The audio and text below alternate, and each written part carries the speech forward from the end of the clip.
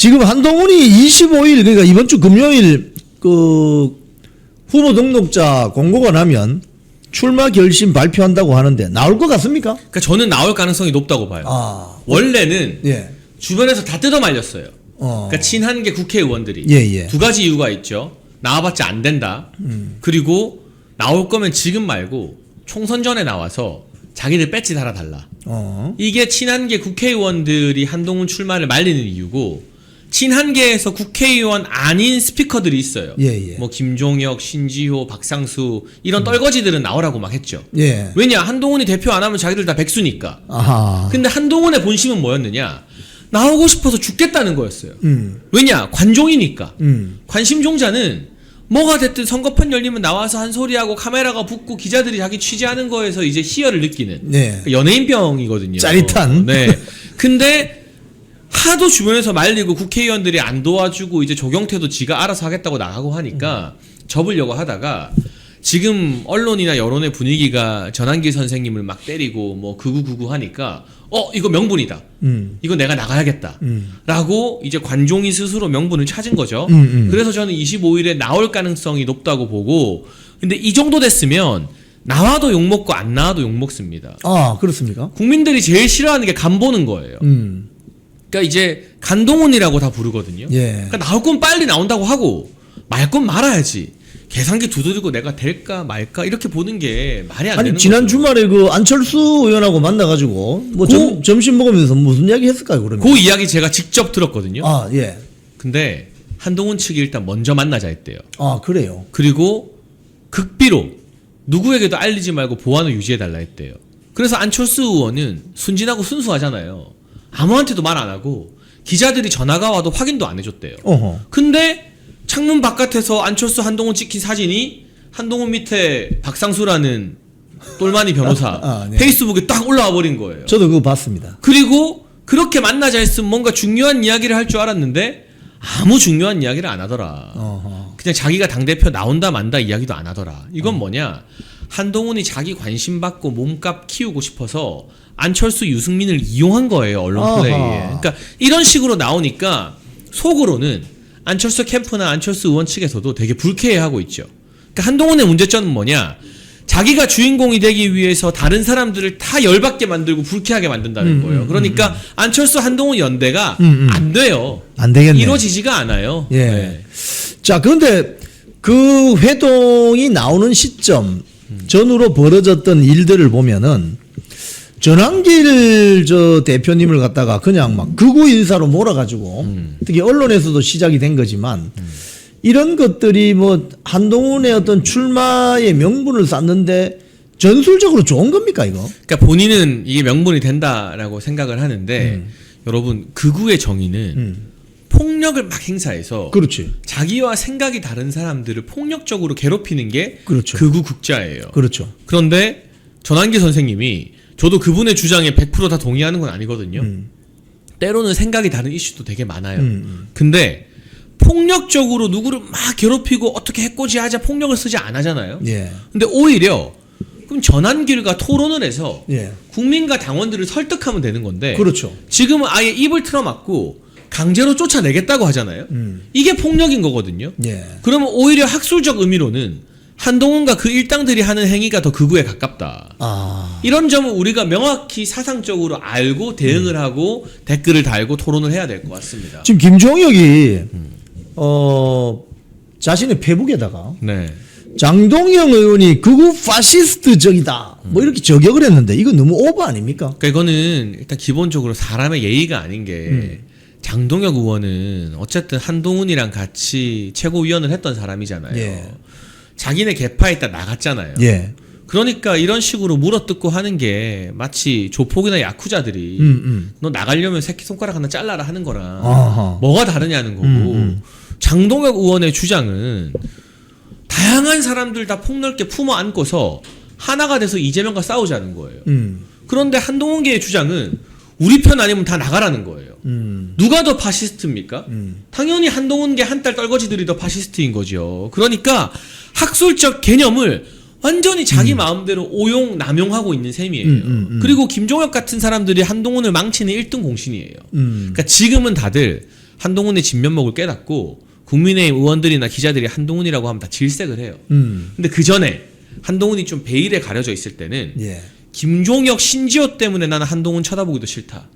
이런 사람들이 많았거든요. 아하. 그러니까 국회의원도 아닌데 원외에서 한동훈 파리하면서 다른 사람들 막 공격하는 김종혁, 신지호, 박상수, 송영훈 이런 사람들, 윤희석 이런 사람들, 한동훈 떨거지들, 한동훈 아니면 그냥 백수인 사람들, 이런 이 방구석 백수들이 온갖 군대를 다 쑤시고 다니면서 혐오감을 막 유발시키는 거예요. 그러니까 한동훈도 뭐 이미 늦었지만 예. 정말 애정어린 충고를 하자면 살고 싶으면 뭐 그럴 가능성이 낮아 보입니다만 나중에 뭐 국회의원 한 자리라도 하고 싶으면 주변에 얼쩡거리는 김종혁, 신지호 같은 까라들을 빨리 정리해야 돼요. 아하. 지금 그 사실은 뭐 반구구연대 이런 걸 뭐 구체화하면서 소위 말해서 국민의힘 내부에서 그동안 어렵게 투쟁을 해왔거나 윤석열 대통령의 어떤 그런 성공을 돕기 위해서 고생했던 사람들, 이 내부 총질이 너무 심한 것 같은데 정작 그 사람들이 뻐꾸기 세력 아닙니까? 그럼요. 그리고 이런 프레임에 휘말리는 게 해당 행위인 게 어차피 당대표는 제가 봤을 때 김문수 아니면 장동혁입니다. 네, 그 두 사람 중에 누가 당원들의 마음을 흡수하느냐 싸움이 이미 시작됐고요. 그런데 한동훈유가 될 일은 없죠. 그럼 얘네는 누가 당대표가 됐든 박수치고 인정하고 존중해주는 페어플레이를 하려는 게 아니라 극우 당됐다. 극우 당대표다. 또 뒤에서 궁시렁거리고 지방선거 망해라고 발목 잡으려고 벌써부터 시동을 거는 거예요. 대선 때 했던 것처럼. 그리고 이 바퀴벌레 같은 정치 세력은 지방선거 폭망하기를 바라다가 지방선거 결과가 조금이라도 안 좋으면 거 봐라. 극우라서 졌다. 나 아니라서 졌다. 또 기어 나올 겁니다. 그러니까 우리가 이거는 인내심을 가지고 여러분 바퀴벌레요. 한번 약 친다고 해서 집에서 안 없어지죠. 이거는 세스코 부르고 계속 신경을 써야 박멸되거든요. 네. 그런 좀 장기전으로 박멸시킨다는 마음가짐 우리도 각오를 단단히 해야 됩니다. 네. 뻐꾸기 세력을 좀 척결하는 방안을 강력한 세스코가 네. 필요하겠군요. 그러니까 저는 뻐꾸기보다는 바퀴벌레라는 표현을 쓰고 싶어요. 예. 지금 김문수 후보하고 장동혁 후보. 장동혁 후보 같은 경우는 지금 이제 후보라고 합시다. 이제 네. 당대표 출마 선언을 했으니까. 저 대구 매일신문 유튜버라든지 오늘 동아일보 뭐 이런 기사들을 쭉 보면은 네. 장동혁 후보는 국민의힘 당 혁신의 출발점이 어디가 되어야 되느냐라고 이야기하느냐 하면은 12.3 비상계엄이 일어날 수밖에 없었던 민주당의 의회 폭주, 줄 탄핵, 뭐 특활비, 특경비 삭감시켰던 그 의회 폭주가 국민의힘 혁신의 출발점이 되어야 된다. 이렇게 설명을 하더라고요. 그리고 국회의원 107명이 모두 잘 싸울 수 있는 투사가 될 수 있도록 시스템을 잘 정비해 줘야 된다.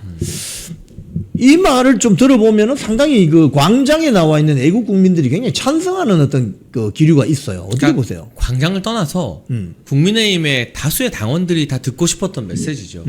지금 메시지적으로는 장동혁 후보가 제일 낫습니다. 아하. 근데 이제 김문수 후보는 대세론이 있고, 그러니까 이걸 얼마나 장동혁 후보가 빠르게 흡수하느냐의 싸움인 거고, 김문수 후보 캠프도 좀 더 선명한 메시지를 안 내면 이번 선거 힘들어질 거예요. 그러니까 부자 몸살이기로 선거하면 힘들어질 겁니다. 왜냐?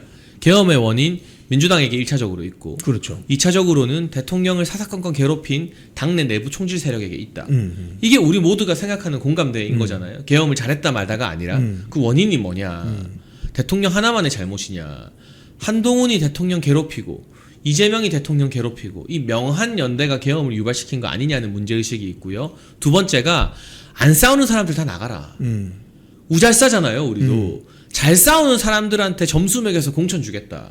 국회의원이랍시고 거들먹거리면서 방송도 안 나가, 유튜브도 안 해, 인터뷰도 안 해, 민주당이랑 싸우지도 않아, 지역구 챙기면서 유진 오르신 하는 인간들 다 잘라버리겠다. 이거 다 우리가 맨날 말하던 거잖아요. 맞습니다. 그러니까 네. 개인적인 호불호나 친소관계 이런 거 다 떠나서 저는 장동혁 의원이랑 밥 한 번 먹어본 적이 없어요. 불편하면 오히려 불편한 관계예요. 지난 총선의 사무총장이었으니까. 그렇죠. 그렇죠. 내가 한동훈이랑 죽어라 싸울 때는 그 편이었으니까. 맞습니다. 근데 그런 걸 다 떠나서 지금 내는 메시지로 보면, 사람이 아니라 메시지를 보면 냉정하게 장동혁 후보 메시지가 제일 나아요. 아하. 현 시점에선 그렇습니다. 아니 지금 방금 이야기 들어보니까 우리 장해찬 전 최고위원은 정말 객관적이고 중립적이네요. 팩트적이고. 그러니까 나 자른 사무총장이었어요. 근데도 그건 그거고 제가 억울하고 불편한 건 불편한 제 개인 감정이고 개인적으로 풀 문제고 공적으로는 메시지를 어떻게 내느냐 공약을 어떻게 내느냐가 중요한 거잖아요. 그렇죠. 아무리 저랑 친한 사람이 나와도 갑자기 한동훈도 품고 가겠다 그러면 그 사람을 공적으로 어떻게 지지합니까? 사적으로야 뭐 그런다고 친분 관계가 흔들리진 않는다 쳐도 그러니까 중요한 건 공적인 메시지인데 지금 메시지 내는 걸로 보면은 장동혁 의원이 어쨌든 다크호스가 될 것 같아요. 네. 지금 근데 오늘 동아일보 보니까 김재원 김문수 전 대선 후보 비서실장 네. 김재원 저 실장이 뭐라고 이야기했냐면은 김문수 후보가 네. 전한길 씨 같은 사람하고는 같이 갈 수 없을 것이다. 네, 네. 이유가 윤 어게인을 강력하게 주장을 하고 또 부정선거를 너무 지나치게 이슈화한다. 그래서 조금 가기가 조금 부담스럽다. 이런 이야기를 하는데 이거 사실은 김문수 후보 말은 아닌데 상당히 오해해서 할 수 있는 말 아닙니까? 아니 근데 김문수 후보는 후보 출마 선언에서 예. 전한길 선생님의 입당 자체를 반대하지 않는다. 다양한 의견이 필요하다고 했어요. 그러면 적어도 한동훈이나 전한길 쫓아내라는 사람들보다는 또 100번 나은 거죠. 어허. 그러니까 저는 얼마든지 의견이 다른 건 다르다라고 인정을 해줘야 된다고 봅니다. 예. 그게 저희 의견이랑 안 맞아도. 근데 문제는 의견이 다르니까 너네 말도 하지 마. 너네 극우야. 너네 다 이 당에서 나가. 라면서 굴러 들어온 돌이 박힌 돌 빼내려고 하는 게 문제인 거다.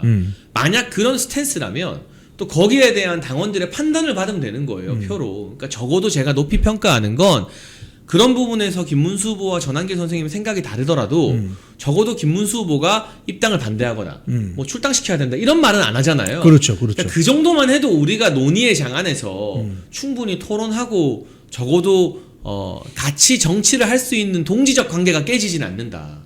근데 무턱대고 너넨 극우야 너네 다 나가 이러면 그때부터는 동지가 아닌 거죠. 동지가 아닌 거죠. 아니 적성 세력이 되는 그럼요. 거죠. 네. 지금 상대가 나를 죽이겠다는데 가만히 앉아서 죽으면 바보지 그게 뭐 정치인입니까? 지금 이번 전당대회가 여러 가지 이슈가 있을 텐데 우리 장희찬 전 최고위원 보시기에 이번 전당대회 가장 성패를 가름짓는 어떤 키워드 또는 이슈가 뭐가 될까요? 그러니까 저는 만약 한동훈이 나오게 되면 예. 누가 한동훈 잘 때리나 경쟁이 될 거라고 봐요. 아하. 네, 한동훈을 얼마나 잘 두들겨 패느냐 정치적으로 샌드백으로 거기에 따라 우리 국민과 당원들이 속 시원함을 느끼고 거기에 점수를 많이 줄 거다.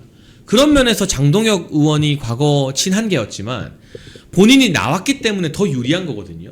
과거 정리에 연연하지 않고 공적으로 한동훈을 제대로 팰 수 있으면 정치적으로 엄청 성장할 수 있는 절호의 기회를 잡은 거예요. 그러니까 이제 여러 노선 문제, 뭐 전통 보수로 충실하느냐, 뭐 어설픈 중도 확장, 좌파 데려오고 막 이런 걸 하느냐, 이런 부차적인 문제가 있지만 결국 정권 내준 장본인은 한동훈이잖아요. 그 세력들을 내가 확실하게 정리하고 가겠다. 그리고 제대로 싸우는 정당을 만들겠다. 그 메시지를 누가 더 선명하게 내느냐의 문제라고 보고. 저는 김문수 후보 입장은 이해는 합니다. 대세 후보는 원래 통합 이야기하고 뭐 다 끌고 가겠다 해야 되는데 그러다가는 자칫 승기를 또 뺏길 수 있다. 장동혁이라는 의외의 복병이 등장했다. 지금 댓글에서 우리 장해찬 전 최고위원 발언이 너무 시원하다, 사이다다, 뭐 이런 이야기들이 막 올라오고 있습니다. 감사합니다. 지금 윤석열 전 대통령이 며칠 전에 본인이 페북에다 글을 썼잖아요. 네, 네. 그거 어떻게 보세요? 그러니까 일단은 언젠가는 그런 입장이 나올 줄 알았는데 예. 결국 모든 걸 내가 안고 갈 테니 나를 밟고 지나가라라는 절절한 희생의 메시지거든요. 나만 괴롭히고 다른 군인과 공무원들 괴롭히지 마라. 그렇죠. 그리고 정치적으로도 나는 사법 현장에서 진실을 밝히기 위해 최선을 다하겠다. 그러니까 나를 자꾸 정치적으로 끌고 들어와서 이용하거나 뭐라 하지 말라는 거예요. 그러면 다른 주자들도 우리가 강력한 보수 노선으로 민주당을 꺾으면 자연스럽게 윤석열 정부의 명예는 회복이 되거든요. 근데 이거를 이 정치의 한가운데로 끌고 와서 막 왈가왈부하고 뭐 싸우고 하는 것조차가 지금 사법 현장에서 투쟁하고 있는 윤석열 대통령께는 부담이 되는 일이기 때문에 그 뜻을 우리가 잘 이해할 필요가 있다고 생각합니다. 지금 보면은 전 세계적으로 일종의 그 트럼프 현상 같은 거 있잖아요. 네, 네. 미국의 뭐 아메리카 퍼스트를 외치는 트럼프주의 또는 뭐 영국의 영국 개혁당, 페라지, 뭐 유럽의 강경 보수 정당의 출현 그리고 지금 불과 며칠 전에 일본 참정당의 자민당 55년 체제 붕괴 이런 것들이 쭉 벌어지는데 대한민국의 트럼프를 고르려고 한다면 그 윤석열 대통령 아닙니까? 근데 이제 지지자분들도 인내와 시간이 필요하다는 걸 이해하셔야 합니다. 예. 윤석열 전 대통령께서 직접 밝히신 것처럼 예. 그런 열풍과 현상이 일어나고 지금 꿈틀거리고 있는 건 맞죠. 근데 윤석열 전 대통령에게 주어진 첫 번째 과제는 어쨌든 사법 현장에서의 치열한 투쟁에서 예. 진실을 밝혀내야 되는 겁니다. 예. 그리고 동시에 마음에 안 들어도 그 사이에 국민의힘이라는 정당이 정신 차리고 다음 선거에서 승리를 해야 길이 열립니다. 아하. 예를 들면 사법 현장에서도 패배하고 예. 선거에서도 지면 백약이 무효해요. 우리끼리 아무리 떠들어봐야 의미가 없어요. 명예 회복이 안 돼요. 박근혜 전 대통령의 명예는 어떻게 회복됐느냐? 윤석열 대통령이 대선 이기니까 회복된 거예요. 그러면 마음에 안 들어도 다음 지선에서 우리가 최소한의 교두보를 확보하고 총선에서 이기고 대선에서 이재명 셔터 내려야 자연스럽게 윤석열 전 대통령의 활로도 열리고 명예도 회복이 되는 거거든요. 그러니까 투 트랙이에요. 사법적 전선에서 윤 전 대통령이 사법에 집중해서 이 여러 가지 사법적 사슬을 풀어낼 수 있게 응원하는 게 하나고요. 예. 동시에는 국민의힘을 저 뻐꾸기 바퀴벌레들이 아니라 진짜 싸우는 보수 정당으로 만들어서 어쨌든 선거에서 이겨야 돼요. 그게 안 되면 선거 진 정당이 돼버리면 윤석열 전 대통령도 더 힘든 길을 오래 걸어야 돼요. 그렇죠. 그러니까 이 두 가지를 냉정하게 구분해서 보면서 두 가지 길을 다 걸어가고 시간과 인내가 필요하다는 걸 지지자분들이 이해하셔야 돼요. 단순히 제가 뭐 슈퍼챗 받고 막 유튜브에서 잘 먹고 잘 살고 싶으면 뭐 지금 당장 막 뭐 그분들의 열정을 제가 이해해요.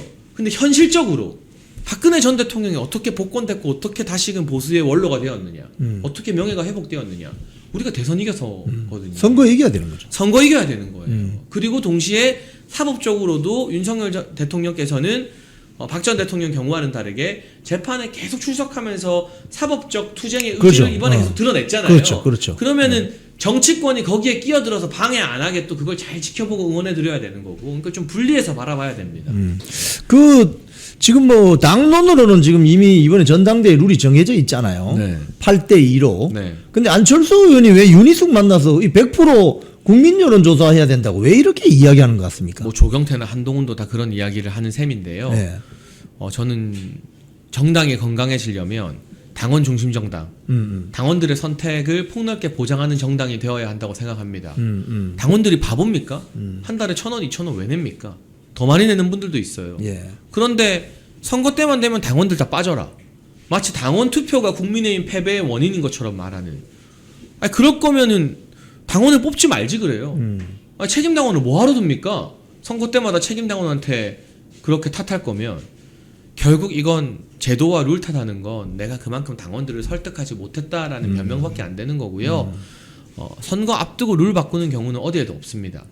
다음 지도부가 1년 뒤, 2년 뒤에 룰에 대해서 고민을 할 수는 있겠지만 이제 한 달도 안 남았어요. 그렇죠. 예. 8월 22일이니까. 오늘 23일이죠. 예.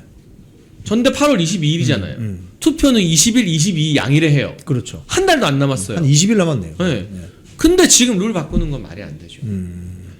지금 여러분 이 참 대담을 보시면은 우리 장해찬 전 최고위원이 지난번 총선 때 공천을 받았습니다. 받았는데 공천을 철회시킨 게 바로 누구냐면 한동훈 일당 아니겠습니까? 그러니까 제가 요새 강선우 보면서 무슨 생각을 하냐면 나도 그때 한동훈한테 이불이라도 한번 덮어줄까.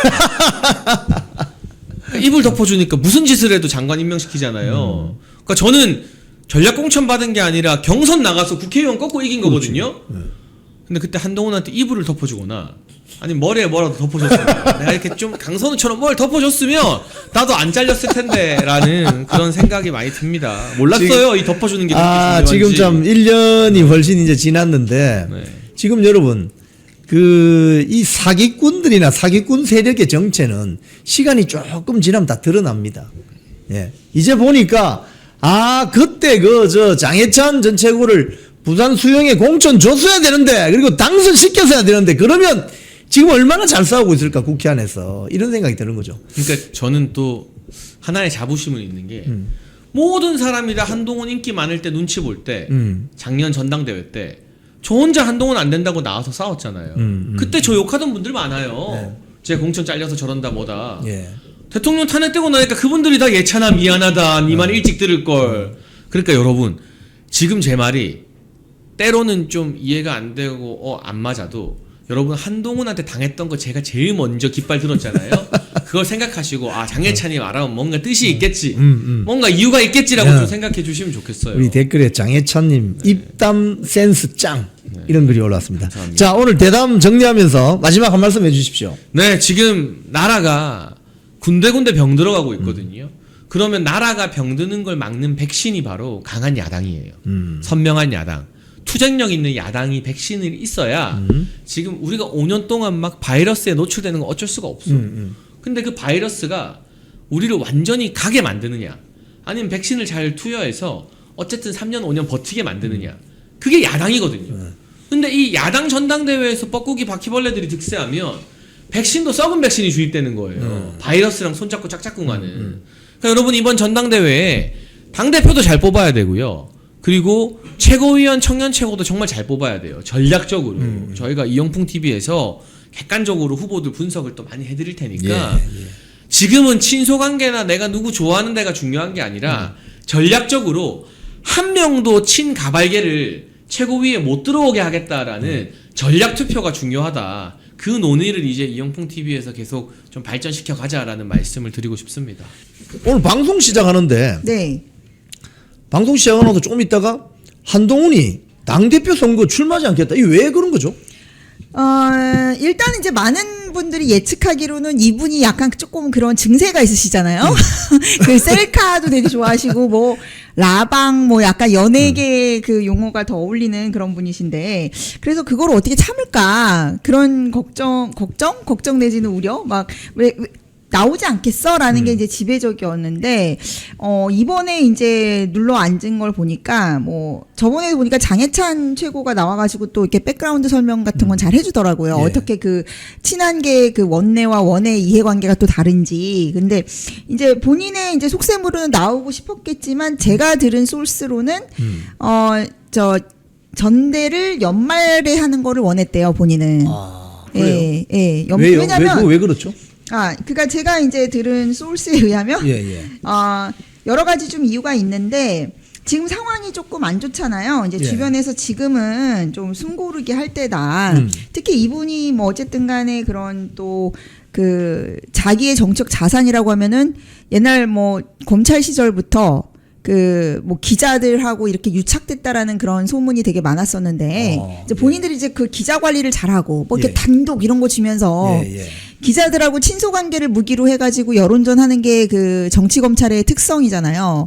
그러니까 이제 기자들 의견을 많이 듣겠죠. 근데 기자들이 지금 좀 지금 상황이 안 좋다. 왜냐면 나와봤자 안 될 게 뻔하다. 그리고 또 뭐 당대표가 된다고 한들 지금 또 특검 문제에 걸려 있잖아요. 특검이 계속되고 있으니까 그런 거에 대한 어떤 방어 문제도 있고 그리고 뭐 본인이 뭐 애초부터 그렇게 내란 프레임, 뭐 극우 프레임 이런 거를 계속 씌워왔기 때문에 나와봤자 이제 지지층들의 그 상처만 소금 뿌리고 헤집는 거 아니겠습니까?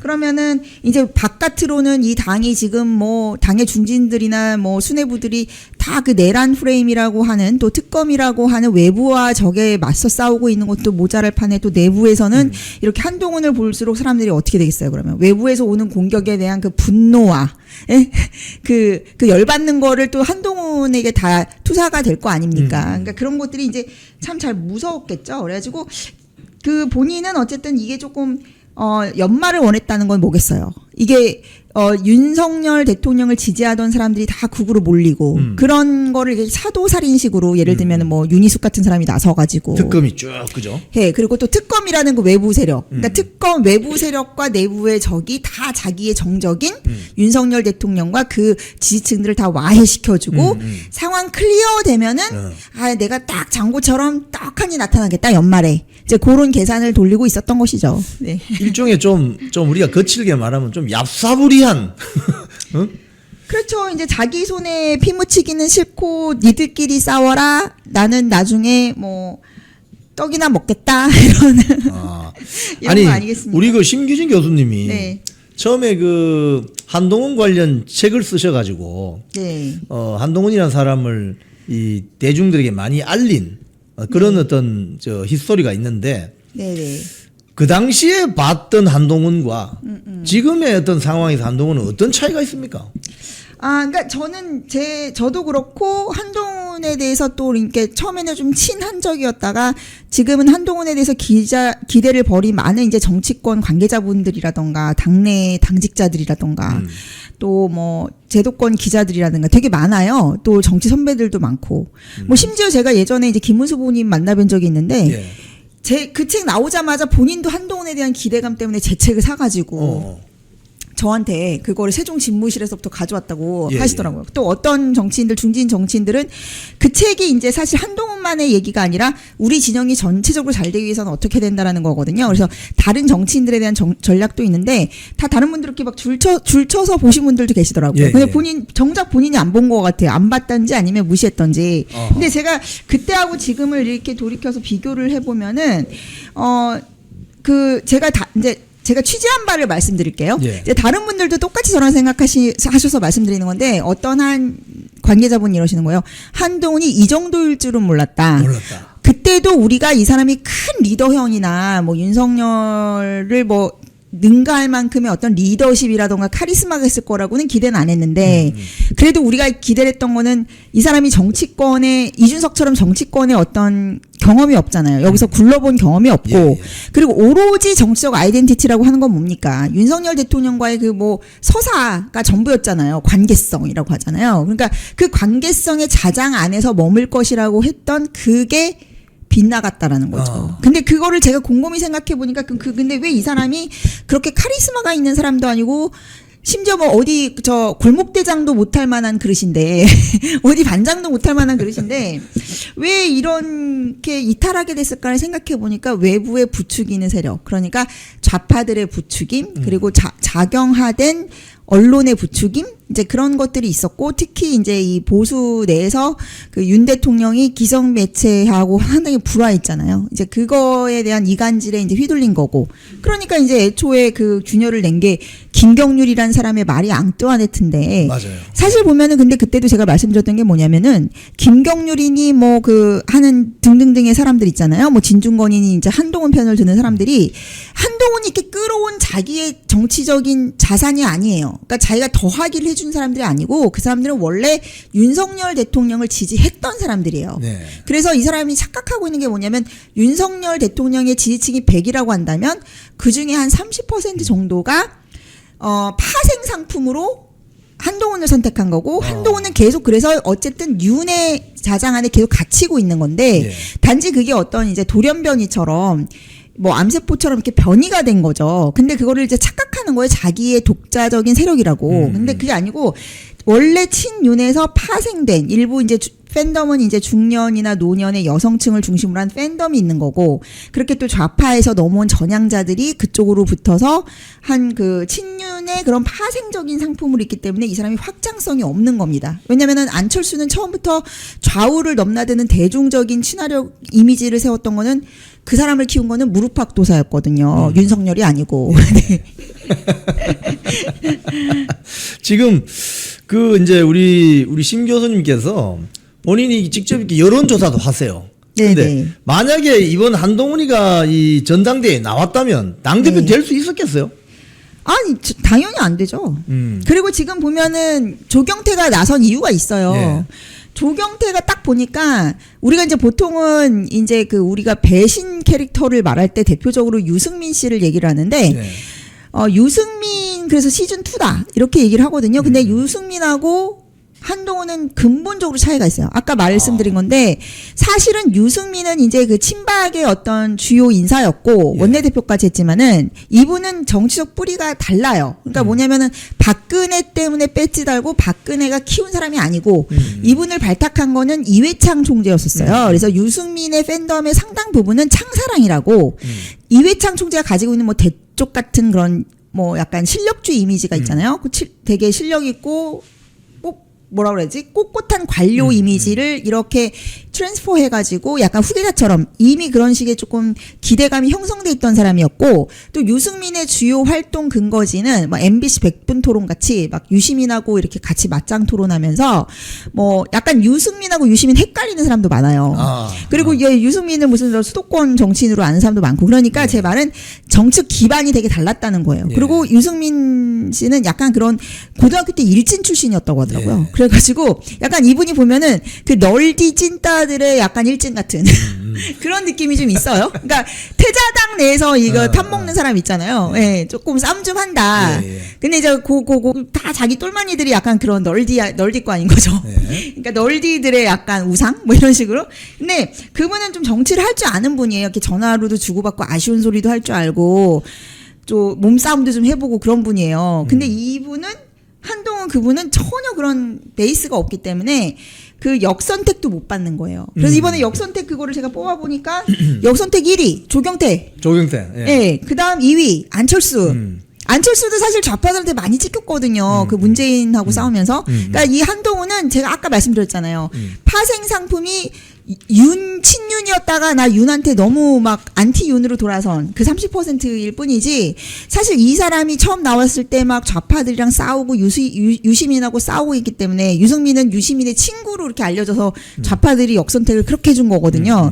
근데 이제 한동훈은 그런 가치도 없다. 그러니까 역선택도 못 받아요. 그리고 이제 그러니까 조경태가 나왔잖아요. 상의도 없이. 예, 상의도 없이 내가 고마운 거 이렇게 보니까 내가 친한으로 됐으니까 이제 한동훈 팬덤 내가 가져올 수도 있고 한동훈이 안 나오면 대리자처럼. 근데 또 막 좌파들한테 나는 인기도 좋고. 그리고 이제 조경태 그분은 또 김상욱이 이제 민주당 가는 걸 보면서 저게 내 길이야라고 생각할 수도 있어요. 뭐 이렇게 된 이상은 내 체급이라도 올려서 좀 런해야겠다 이렇게 생각할 수도 있기 때문에 한동훈은 애초부터 좀 가망이 없었다. 저는 그렇게 생각합니다. 근데 한동훈이 이제 보면은 뭐 정치적 멘토라고나 할까 자기가 정치할 수 있게 만들어 준 것이 결국은 윤석열 대통령 아닙니까, 그죠? 그렇죠. 네. 그러니까 이제 이 소위 말해서 뭐 이게 적절한 비유일지는 모르겠으나 기생 생물이 숙주가 없으면 같이 죽어버리잖아요. 그렇죠. 그죠?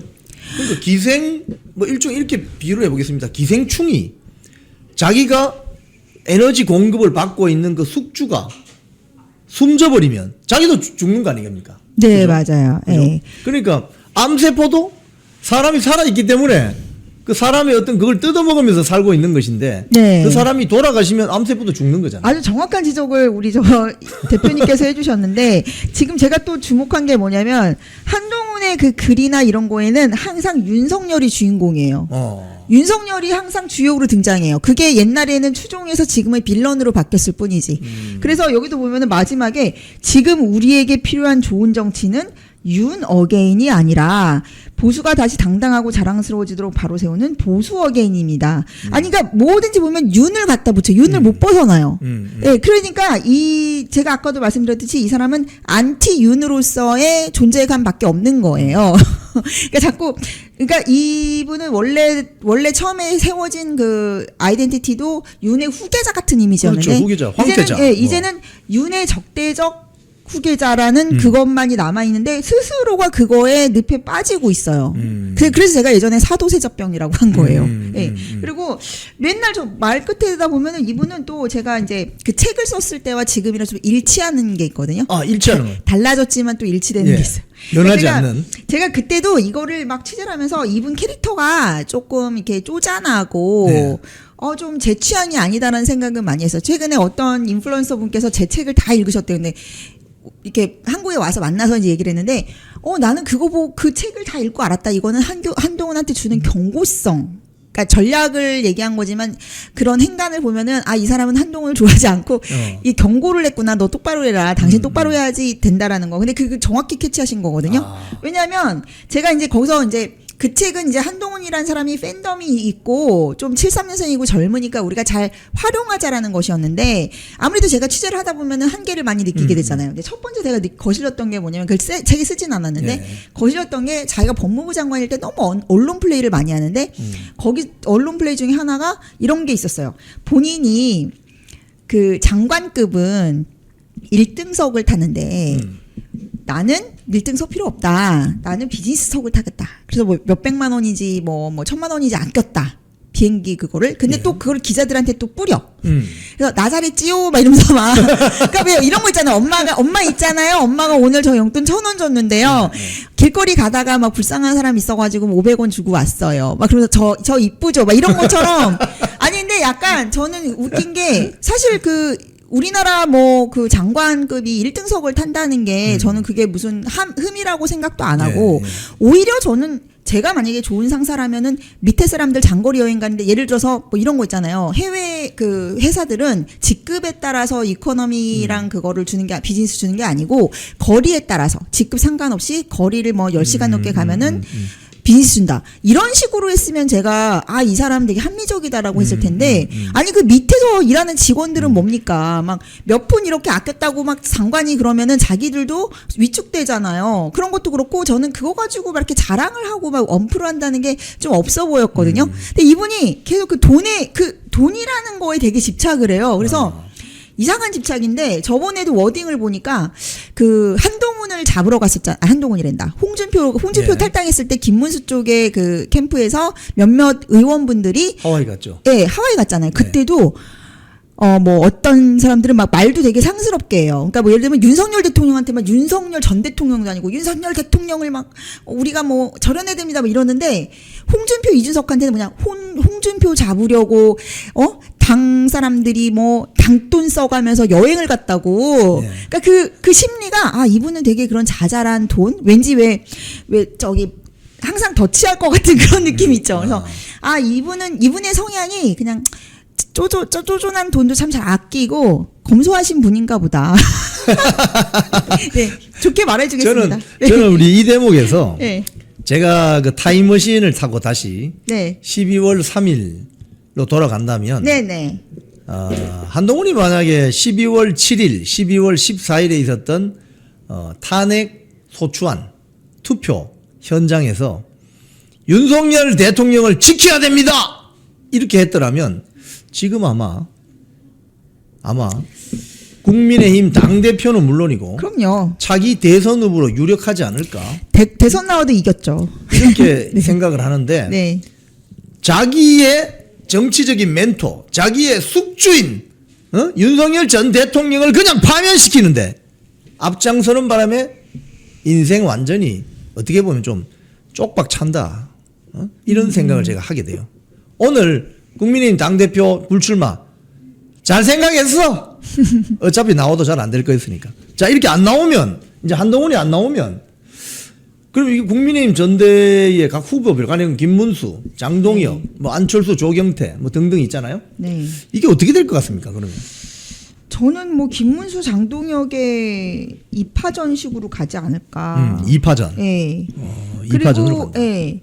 그러니까 왜냐하면 제가 보기에는 그 안철수, 조경태가 또 뭐 주진우 등등 있는데 한동훈의 표는 이제 많이 갈라지겠죠. 한동훈 팬덤은 이제 뭐 조경태, 일부 조경태, 뭐 일부 안철수. 근데 뭐 사실은 한동훈 팬덤은 굉장히 한동훈 중심이지 이렇게 뭐 그 라인이 막 구축돼 있는 건 아니기 때문에 그래서 그렇게 이제 저기 될 거고 사실 당권에 관심도 없을 거예요. 그래서 김문수나 뭐 장동혁이나 아니면은 뭐 안철수 이 정도로 이제 경쟁이 될 텐데 나경원 의원 안 나오시니까 그러니까 이제 또 제가 보기에는 권성동이나 그 권영세 같이 뭐 소위 말해서 쌍권 그렇게 불리는 이 당의 주류 의원들이라고 할까요?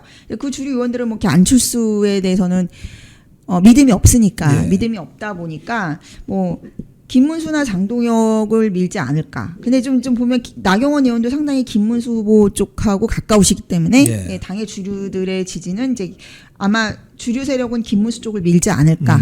예, 그렇게 생각합니다. 지금 보면은 오늘 뉴스토마토 아침 기사를 보니까요. 여론조사 결과가 나왔는데 네. 전 국민을 상대로 했을 때는 김문수 17.7, 조경태 16.1, 한동훈 13.5, 안철수 10.2, 장동혁 6.7입니다. 아니 조경태가 어떻게 16.1에 나옵니까? 국민 전체 이거 역선택 아닌가 이런 거? 완전히 역선택이죠. 이게 다른 거예요. 우파들은 네. 우파들은 사실 좀 관심이 없고 그 여조를 하는 그런 문화가 잘 안 발달돼 있는데 개딸이나 그쪽은 되게 그 팬덤 정치나 이런 게 홍위병식 정치가 굉장히 오랜 전통으로 굳어져 있고 네. 커뮤니티도 강하기 때문에 이 역선택 정치를 합니다. 근데 우파들은 안 해요. 우파들은 사실 거기에 뭐 이렇게 개입해가지고 막 하자고 그런 게 없잖아요. 뭐 정청래든지 박찬래든지 거기서 거기기도 하고.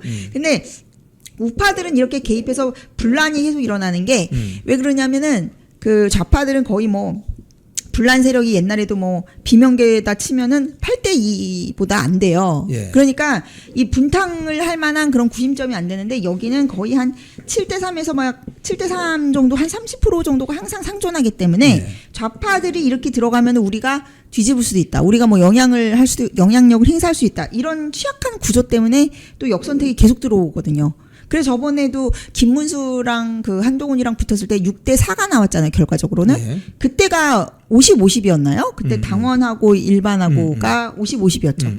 그게 한 제가 보기에는 7대3이나 8대2 정도의 그 지지층의 그런 이제 선호도가 있는데 그거를 이렇게 50대50인 이렇게 역선택을 이렇게 오픈해주는 구도가 되다 보니까 그리고 심지어 예전에는 그 제도적으로 역선택을 방지하자는 거 하지 말자라는 그런 유승민계의 그 집단적 반발까지 있었어요. 네. 제가 그래서 엊그저께 만나신 분이 그 당시에 그 선거관리위원회 경선 때 선거관리위원회에 있었던 분인데 그 내부에서도 치열하게 토론을 했었다는 거예요. 역선택 조항 방지라는 게 뭐냐면 이게 당을 물어가지고 이 사람이 무당층이거나 국민의힘을 지지할 때만 우리가 받아들인다는 그건데 그것도 없애려고 했다는 거예요. 그러니까 무슨 말이냐면 50대 50이다 그러면 50은 그냥 국민 여론조사로 하려고 했다는 거예요. 예. 그러면은 좌파들 것까지 다 들어오잖아요. 예. 근데 지금 같이 이렇게 이 당 내 내분도 되게 심각하고 제가 7대3이라고 얘기했잖아요. 그 30%를 이렇게 펌프질을 하니까 그때 한동훈이 40%까지 받을 수 있었던 거예요. 예. 그러니까 그리고 사실은 무당층이라고 말하는 사람들도 제가 이 데이터를 뽑아보면 그 무당층이라고 하는 사람들은 밴드웨건 효과도 있고 그렇기 때문에 그 전체적인 그거에 따라가요. 그러니까 예. 거의 뭐 6대4 정도는 좌파가 많다고 봐야 돼요. 6대4, 예. 7대3. 그래서 그냥 무당층이라고 얘기할 뿐이지. 그러니까 사실 그것도 상당히 위험한 거예요. 국민의힘 지지층 여조를 하더라도 국민의힘 지지층을 가지고 해야지. 그리고 우리 당을 뽑을 의사가 있는 사람들을 해야지 경선의 의미가 있는 거 아닙니까? 그러니까 이거는 상당히 좀 문제가 있다. 그래서 이 여조를 봤을 때 조경태가 1위 나온 거는 일단 그거에는 함의가 있는 것 같아요. 아까 네. 제가 말씀드렸듯이 한동훈에 대해서는 좀 이 사람들이 좌파들이 우리 편이라고 보지 않고 미운 털이 좀 바뀌었다. 예. 그리고 이준석도 이제 상당히 미운 털이 박힌 게 저번에 그 젓가락 발언으로 예. 그게 이제 밑보인 거죠. 그래가지고 이제 이 사람들이 봤을 때는 정말 분탕 치는 셔틀 같은 그런 거였는데 감히 우리한테 개겨? 이렇게 된 거죠. 아하. 본때를 보여주겠어. 이렇게 된 지금 거죠. 이 뉴스토마토 여론조사 같은 여론조사인데 국민의힘 지지층을 상대로 또 똑같은 질문을 네네네네. 했어요. 그랬더니 김문수 후보가 43%, 네. 그다음에 한동훈이 15.6%, 네. 장동혁이 13.7%로 나와요. 아, 네네. 자, 그러면 한동훈이 지금 출마를 안 하잖아요. 네. 그러면 결국 이 한동훈을 지지했던 이 15.6, 그건 어디로 갈 것이며 장동혁 후보의 그러면 지지율은 높아질 수 있을까요? 저는 지금 딱 보아하니 대체적으로 구도는 저번 대선하고 상당히 비슷하다고 보여지고요. 예. 김문수 후보님 거를 상당 부분 장동혁이 가져가는 거는 예전에 그 나경원이 가져갔던 그런 거랑 좀 비슷한 건데 예. 지금 제가 보기에는 장동혁 의원이 나경원 의원 자리를 리플레이스했다, 대체했다라고 보면 될 것 같아요. 근데 그때도 이제 나경원 의원이 치고 들어갔던 그 공간이 뭐냐면 김문수 후보가 상당히 이제 뭐 그런 뭐 파팜이라던가 또 뭐 그간에 보여왔던 대화 투쟁력이라던가 또 뭐 아스팔트 수정하신 거라던가 또 그분이 뭐 경기도지사 때부터 해왔던 뭐 이 보수 내에서의 어떤 존재감이라는 게 있잖아요. 예. 그러니까 이제 그런 것까지 해가지고 사실 이제 보수에서 보는 거는 두 가지라고 봐요. 지지층이 보는 거. 첫 번째는 얼마나 잘 싸울 것인가. 잘 싸우냐. 믿음. 그다음에 두 번째는 뭐냐면 체급. 음. 근데 이 체급이라는 면에서 이제 김문수 후보가 되게 월등한 거죠. 그게 그래서 이제 이게 큰 구심점이 되는데 문제는 김문수 후보님이 자꾸 본인의 어떤 체급이나 이런 것 때문에 본인이 이제 부상했다라고 생각하시고 사실 지지층이 봤을 때는 김문수 후보님이 물론 체급이 있으신 분이었는데 상당히 그 많은 레거시 미디어에서 아스팔트 나가고 뭐 정광훈 목사랑 같이 이렇게 투쟁하셨다고 해가지고 극우 프레임이 씌워져가지고 또 극우 프레임하고 굉장히 올드하다는 그런 프레임이 씌워져서 이미지가 안 좋았었는데 윤석열 정권에서 이렇게 재발견됐다고 해야 될까? 그리고 이제 계엄 사태를 통해서 또 지지율이 많이 올랐잖아요. 그러면은 그게 그럼 계엄이라는 사태가 어떤 독립 변수가 돼가지고 김문수가 부상한 것이냐? 아니면 그냥 김문수라는 사람 자체가 부상한 사람이었는데 계엄이 그냥 부수적으로 도와준 것이냐? 이것에 따라서 이제 그 김문수 후보 캠프의 내부의 그런 노선 갈등도 있었던 것 같고, 그런데 어쨌든 김문수 후보 중심으로 이렇게 이제 좀 윤석열 대통령을 손절치는 듯한 그런 워딩도 많이 나오고 하다 보니까 또 이분이 이제 부정선거에 대해서 막 열심히 하셔가지고 부정선거에 대해서 밝히기를 바라는 많은 지지층들이 굉장히 열렬히 또 지지를 했었거든요. 네. 근데 이분이 이제 딱 하시고 나서는 대권 행보를 하셨을 때는 굉장히 좀 레거시적이고 약간, 그러니까 마치 이제 나는 옛날에 일탈을 했던 거고 장외로 나가서 일탈했던 거고 여기가 내 자리였어 라는 식으로 이렇게 하다 보니까 이게 그 지지층의 기대와 정서와 괴리가 일어난 거죠. 예. 그래서 마치 이제 사람 지지층들이 보기에는 그냥 한동훈의 자리를 이렇게 대체한 거 아니야? 막 이런 느낌이 드는 거죠. 그래서 김문수 후보님의 지지가 일부 나경원 의원한테 갔었고 지금도 그런 거에 이제 좀 강경한 메시지를 기대했던 지지층들이 실망해서 또 이 배신감을 느껴가지고 장동혁 의원한테 이제 일부 이탈을 했는데 좀 장동혁 의원이 그래도 제 생각에는 나경원 의원보다는 조금 더 많은 지지를 받을 것 같은 게 좀 신선하잖아요. 예. 젊은 사람이고 그러니까 나경원 의원이면 늘상 보던 인물이고 근데 장동혁 의원은 새로 나타났으니까 이 사람은 조금 더 젊고 강하지 않을까 그런 기대감도 있고 또 이번에 이제 장동혁 의원이 출사표 낸 걸 보니까 메시지가 너무너무 지금 그 다른 제도권 정치인이 해주지 못하는 소리를 하니까 굉장히 그 지지층들이 대리만족을 많이 하는 거예요. 그러니까 약간 지금 지지층들이 김과 장 사이에서 김문수 후보님이 뭔가 안정성도 있고 체급도 있고 좀 될 것 같으니까 이제 이쪽으로 많이 쏠리지만 상당한 또 이탈이 장동혁 의원 쪽으로 뉴페이스한테 있다. 저는 이제 그렇게 보고 있습니다. 어제 그 장동혁 의원 그 출사표 네. 현장을 저희들이 이렇게 중계를 하면서 네네. 무슨 이야기를 하는가 이렇게 곰곰이 네. 아주 신중하게 들어봤는데 가령 뭐 이런 거죠. 싸우지 않는 자들은 다음 총선에 배치 떼버린다. 뭐 이런 거 있잖아요. 또 잘 싸워야 된다고. 잘 싸워야 된다. 네. 또 뭐 그 12.3 비상계엄의 원인이 바로 국힘의 그 혁신의 출발점으로 삼아야 된다. 그렇죠. 뭐 이런 거 있잖아요. 네.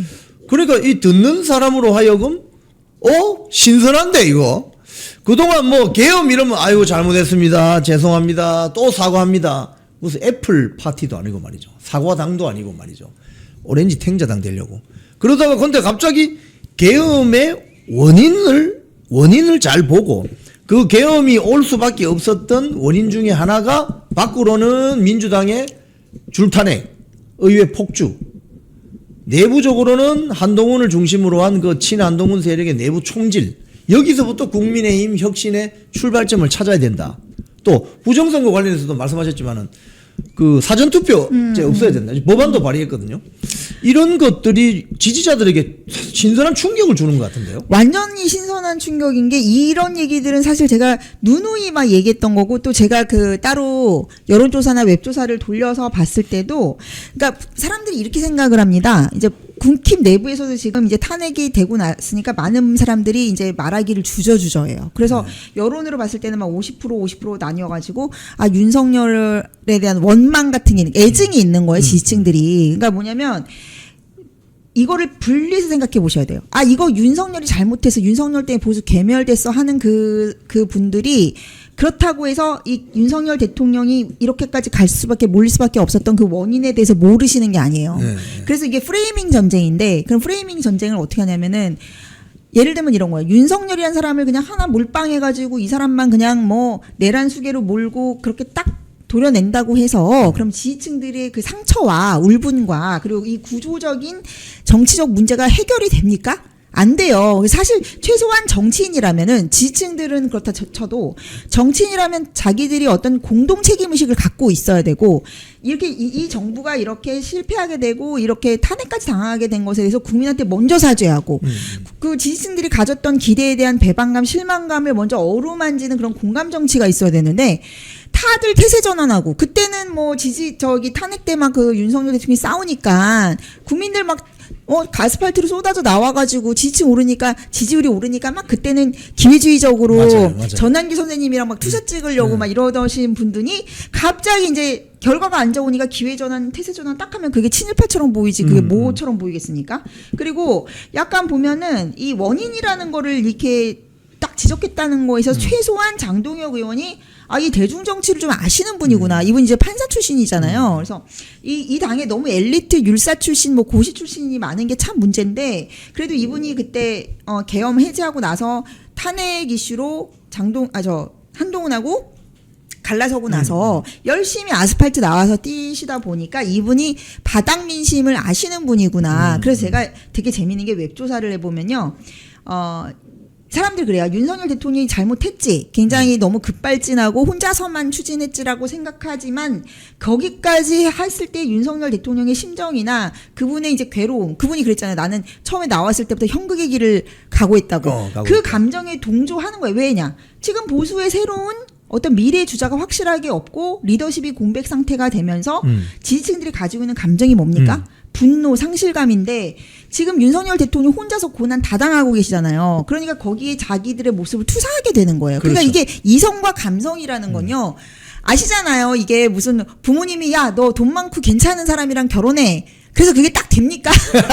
그리고 이게 그 원인이요. 제가 또 여조 뽑아보니까 보수층의 80% 넘게는 계엄의 원인은 민주당에 있어라고 하고 있는데 지금 계엄이라는 거는 밑도 끝도 없이 그냥 윤석열이라는 사람 혼자야 독박 딱 씌워가지고 이렇게 해버리려는 게 보이면 지지층들은 굉장히 이제 정서적 반감을 갖고 있는데 그거를 알아주고 그 상처를 어루만져주고 공감해주고 그리고 더 중요하게는 대안을 제시하고 있는 사람이 장동혁 유일하다. 그렇게 볼 수 있는 거죠. 지금 어제 장동혁 의원 말한 것 중에서 싸우지 않는 자는 다음 총선에서 배치 떼버린다 이렇게 했는데 그럼 그동안 그러니까요. 국민의힘은 이 잘 싸우는 사람을 그럼 육성하지 않은 겁니까? 그렇죠. 돈값 표값 하는 이제 의원을 만들어야 돼요. 돈값 하는 사람, 표값 하는 사람. 지금 사람. 보니까 좀 제가 이제 여기 와가지고 제가 이제 여의도 연구원에 있을 때 이제 후배들이나 제 밑에 이렇게 친구들 있었죠. 젊은 친구들 일하는 스태프들을 또 이제 같이 밥도 사주고 하면서 봤는데 다들 이제 여러 의원실도 가 있고 또 용산에 있다가 나와가지고 또 이제 또 일자리 구하는 친구도 있고 한데 아니 무슨 저도 모르는 그런 숨어서 되게 웰빙 안 빈낙도하는 의원님들이 너무 많은 거예요. 다 보면 어디서 뭐 한 자리 했던 사람들, 뭐 명망가 정치 있잖아요. 싸우질 않아요. 내가 굳이 왜 그 싸움에 왜 끼어들어? 그러니까 자꾸 그 한동훈식 그리고 이제 그 전통적인 국민의 힘식 그 공천이라는 게 싸우는 사람이 아니라 그럴 듯한 그 트로피 공천인 거죠. 그럴듯하게 간판 좋고 이미지 좋은 사람들만 거수기처럼 딱 들러 앉아가지고 당신들은 정치하지 마. 얼굴마담만 해. 거수기만 해. 이거예요. 그러다 보니까 실질적으로 이제 아젠다를 제시하고 싸울 수 있는 투쟁력 있는 분들이 다 그냥 공천에서 배제가 됐던 거예요. 물론 여기 이용풍 대표님도 그런 분 중에 한 분이시지만, 그러니까 자기들의 자리를 위협할까봐 무서운 거죠. 그래가지고 그러니까 지금 되게 제가 누누이 말하지만 제가 또 8월 5일날 영남에 가서 대구에 가서 이제 포럼을 하는데 제가 누누이 말하는데 제가 딱 이렇게 이 정치를 보니까 수도권 여기서도 뭐 유승민 요에 저 중수청으로 가야 돼요. 수도권으로 가야 돼요. 우리가 영남 버려야 돼요라고 하는데 그런 얘기 하시는 분이 다 그 유승민과 같은 영남 2세 세습 정치인들이 대부분 그런 소리를 해요. 근데 그런 분들 얘기를 들어보면은 다 그래요. 나 우리 아버지가 너무 창피해. 막 뭐 태극기 들고 성조기 들고 왜 또 이스라엘기까지 드는 거야. 이런 식으로 얘기하면서 아니까 그게 창피하니까 우리는 저 수도권 가가지고 오렌지족 정치를 하겠다는 거예요. 그러니까 그러면서 이제 그 자기들의 정치적 자산은 다 아버지 세대에서 뺏어먹고선 이 정치를 없애야 된다라는 겁니다. 이제 자수성가 정치, 싸우는 정치, 그리고 이제 그런 분들이 영남에 가가지고 개혁을 하는 정치를 해야지. 그래서 제가 난 영남을 버려야 되는 게 아니고 영남 정치를 새로운 세대로 새로운 개혁해서 제가 리셋 코리아에 그 발표됐던 건데 리셋이라는 게 뭐냐면 이승만 박정희 시대의 우리 개혁 정신, 프론티어 정신으로 다시 영남을 다시 부활시켜야 되는 게 저 보수 정치가 사는 길이지 어떻게 거기 정치를 영남 자민련으로 고립시켜 놓고선 그 수도권에서 뭘 하겠다는 거예요. 강남 이중대 오렌지 정치로. 예. 영남에서 새로운 주자들이 나오고 이 당이 되게 새로운 새로운 패권이 들어선다라는 활력이 주어질 때 수도권에서도 먹히는 거예요. 그래서 그 점을 좀 지적하고 싶습니다. 지금 교수님 말씀하시는 걸 본 이 시청자분들이 설명 끝내준다고 지금 교수님 설명만 끝내준다고 지금 아주 반응이 뜨겁습니다. 자, 그런데 교수님 외국에서 이렇게 오래 생활하시니까 외국 같은 경우도 관료, 그러니까 고시한 사람들, 네. 관료, 뭐 장관했던 사람, 이런 사람들이 정치판에 많이 들어옵니까? 그래서 제가 말씀드리다시피 젊은 사람들 중심의 새로운 신우파, 네. 하이브리드 우파라고 그때 우리 토론회 때 얘기를 했는데 그 우파 정당들의 그 웨이브가 막 일어나고 있는 거예요. 그러니까 이게 전 세계적인 현상이에요. 그러니까 맞아요. 그 뭐 미국에서는 딥스라고 돼 있잖아요. 그러니까 돈 있는 자산가들이 하는 강남 좌파 뭐 그거를 또 미국에서는 리무진 리버럴이라고 하거든요. 그러니까 실리콘밸리 그런 데서 이제 하는 정치, 위선적 정치, 그거에 반발한 매버릭이라고 하는데 매버릭 이게 뭐냐면 약간 또라이 같은 거를 매버릭이라고 하잖아요. 그게 일론 머스크였죠. 그리고 또 뭐 아이보리 리버럴. 그러니까 상합탑 리버럴. 그냥 학교에서 그냥 캠퍼스 저도 교수지만 약간 이제 책으로 세상을 아는 사람들 있잖아요. 그러니까 안철수가 옛날에 그랬잖아요. 요새 세상에 빨갱이가 어디 있습니까? 간첩이 어디 있습니까? 그랬다고. 자기들이 이렇게 책으로만 아는 그 리버럴인 거죠. 그러니까 그게 이제 그게 사실은 지식 산업의 카르텔인 거거든요. 그리고 자꾸 이게 PC고 그 위선을 가르치면서 우리가 그게 그러니까 사실은 옛날에 이제 보수 기득권들도 그런 위선이 되게 있었어요. 위선이 있었어요. 왜냐면은 그 박정희라는 어떤 권위주의적인 리더십 체제 하에서 자기들이 막 영화를 누리면서 근데 나는 무식한 군인 뭐 총칼로 하는 정치 아니거든. 나는 지식인 관료거든. 근데 유승민식 정치 아닙니까? 그렇죠. 그게? 그러다가 이제는 또 생존 투쟁이 되게 이제 힘겨워진 시대가 되니까 또 트럼프 같은 새로운 우파가 나타난 거예요. 트럼프는 이제 기존 우파랑 다르잖아요. 그러니까 그게 외국도 다 마찬가지고 복지제도도 제가 전에 말했지만 유럽의 복지제도라는 게 그 귀족들이 자기들의 카르텔을 다 만들어 놓고 그냥 당신들은 사다리를 걷어 찼잖아요, 거기는. 그러니까 그냥 당신들은 이거 먹고 떨어지세요,예요. 근데 지금 이재명이 똑같이 하고 있잖아요. 자기들의 좌파 카르텔, 좌파 귀족들이 다 카르텔 만들어 놓고, 야, 당신들은 이거 먹고, 과일 먹고, 이 돈으로 과일 사 먹고, 소고기 먹고, 해피하세요. 그 기회의 사다리, 공정의 사다리 생각하지 마세요예요. 저 얼마 전에 MBC 보도 보고 진짜 화가 났는데 기본소득이 아니라 그 소비 쿠폰 그걸 하면서 뭐 과일도 야채도 먹으면 뭐 과일도 소고기도 먹으면서 온기가 돈되나 세상에? 와 진짜 그 날리면 바이든 가지고 그날라리를 치더니 그러니까 전 저거는 사회적 독이 아닌가 진짜 그런 생각이 들더라고요. 지금 주류 언론들이나 이거 뭐 미국도 마찬가지인데 미국의 주류 언론들이 트럼프의 뭐 마가 이런 선거 캠페인에서 굉장히 비판적이잖아요. 네. 그리고 지금 우리나라 주류 언론도 뭐 윤어게이나 이런 거 하면은 뭐 극우다 이렇게 몰아붙이잖아요. 이거 왜 그렇습니까? 무서우니까 이제 그 새로운 현대판 마녀 사냥이 벌어지고 있는 거죠. 과거에 이제 스페인이 이제 뭐 그 천주교, 그러니까 뭐라고 하죠? 카톨릭의 마녀 사냥으로 40몇 건이 해서 죽었대요. 근데 사실은 그 스페인의 이제 우파 정신은 사실 카톨릭 국가라는 것에서 오기 때문에 제 주변에 이제 굉장히 신실한 카톨릭 신자분들도 많고 이제 그런 분들이 되게 억울하다고 해요. 왜냐하면 이거는 그 좌파가 되게 점령한 그 할리우드적인 내러티브의 희생양이다. 왜냐하면 실제로 마녀 사냥이나 종교 분쟁으로 화형식이 제일 많이 일어났던 거는 그 위구노들이랑 막 싸웠던 프랑스라던가 그 뭐 칼뱅파들 있었던 독일 이런 쪽에 그러니까 그 영국도 마찬가지고 종교 분쟁이 심했던 데에서 마녀 사냥이 많이 일어났지 이게 카톨릭적인 게 계속 평화롭게 카톨릭 패권이 상당히 이제 상대적으로 뭐랄까요 좀 안정되게 유지가 되고 있었던 스페인에서는 굉장히 극소수라는 거예요. 그 사륙전에 비하면 물론 이제 스페인에서 나중에 저기 그거가 있었죠. 스페인에서는 내전이 이제 벌어졌지만은 근데 약간 그 지금 보면 기존 매체들이 뭐 구구 프레임 씌우면서 막 하는 거는 뭐냐면 윤석열 대통령에게 딱 주온 것이 칼을 채우고 이제 그 마녀 사냥이 그렇잖아요. 마녀에 대해서 옹호하면 너도 마녀야. 너도 마녀한테 홀린 거야. 지금 똑같잖아요. 한동훈이 하는 게. 그리고 극우나 극좌는 제가 다른 방송에서도 여러 번 얘기했지만 폭력성이나 배타성이 있어야 돼. 기본적으로 학술적으로나 사회적으로 정의된 개념이 그렇잖아요. 그런데 지금 전한길 선생님이 누구를 당신은 파시스트라고 당신은 뭐 극좌라고 해서 뭐 배척하자고 막 그랬나요? 전혀 그렇지 않죠. 한동훈이 그랬죠. 한동훈과 윤희숙이 그랬잖아요. 김종혁도 그러고. 목을 쳐라. 아니 김종혁은 제가 전에도 얘기했지만 화장 같은 인신공격 그런 거 해가지고 뭐 이번 이제 징계도 올라갔다면서요. 윤리위원회. 네. 그러니까 인신공격을 하고 사람한테 주온 글씨 낙인을 하고 그런 모멸감을 주는 정치를 하고 있는 게 극단적인 정치하고 있는 거는 아니 극이 들어가는 거는 극단주의적인 세력인데 어떻게 전한기 선생님이 그래서 자기네들 주장을 하는 거지 누구를 뭐 배제하자 누구를 무찌르자 해코지하자라고 한 적이 없어요. 없죠. 그러니까 그거는 극단주의 세력은 윤희숙 같은 사람이죠. 뜬금없이 이 정당 정치를 망치는 여론조사 100%를 하자고 하지 않나. 조경태도 여론조사 100%를 하재요. 자, 오늘 우리 신규진 교수님 나오시니까 여러분들이 굉장히 좋아하시네요.